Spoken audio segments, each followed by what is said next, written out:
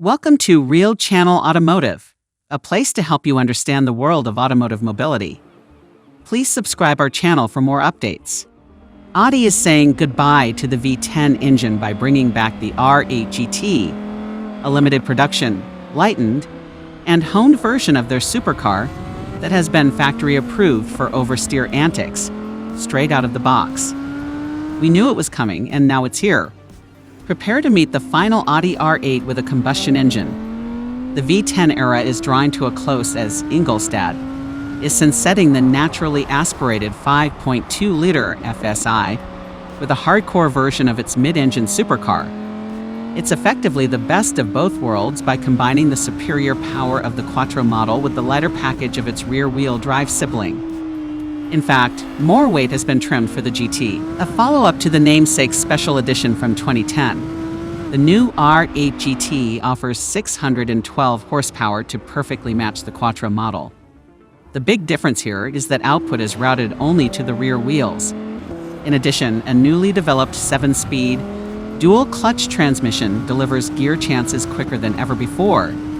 The maximum torque of 565 Newton-meters arrives from 6,400 RPM. For even greater performance, the engineers from Ingolstadt have managed to shave off 44 pounds, compared to the standard R8 V10 rear-wheel drive. The mid-engine coupe now weighs 3,461 pounds, thanks to a diet that involved bespoke 20-inch forged wheels with Michelin Sport Cup 2 tires and ceramic brakes. Further contributing to the weight loss are bucket seats and a carbon fiber reinforced plastic stabilizer bar at the front axle.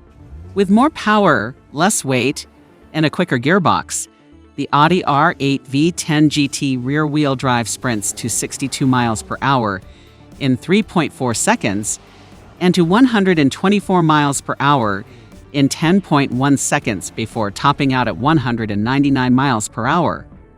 Another ace up its sleeve is the ability to adjust the amount of torque channeled to the rear axle by choosing from one of the 7 selectable levels. To visually set it apart from the other R8 versions, Audi has blacked out the 4 rings and the R8 GT badge at the back.